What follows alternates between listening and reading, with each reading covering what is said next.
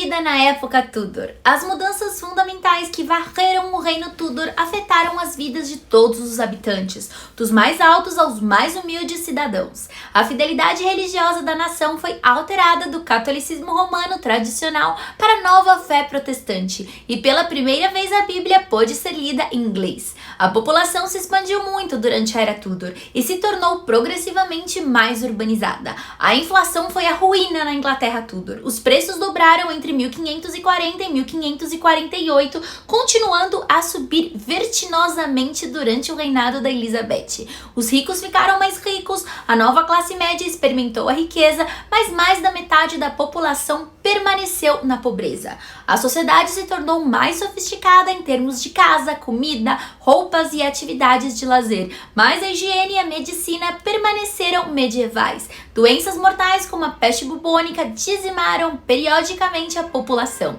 As comunicações também melhoraram um pouco desde a Idade Média. As estradas fora das cidades eram um pouco mais do que trilhas de poeira no verão, enquanto no inverno se tornaram virtualmente intransitáveis. O único meio de transporte era a cavalo ou de barco ao longo do rio. Fora de Londres demorava dias para viajar qualquer distância e a rainha nunca foi mais ao norte do que Stamford ou ao oeste de Bristol.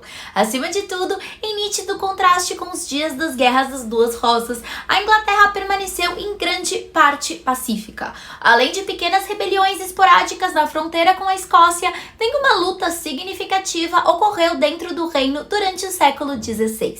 Uma característica da Era Tudor é uma classe média em rápida expansão e cada vez mais afluente, que agora incluía vários comerciantes, além do já citado Thomas Wolsey, que nunca se tornaria tão influente antigamente. Outros exemplos são William Shakespeare e outros proprietários de teatros e empresários que prosperaram à medida em que a demanda por entretenimento teatral crescia durante o reinado da Rainha Elizabeth I. Os Tudors também eram extremamente litigiosos, então os advogados também prosperaram.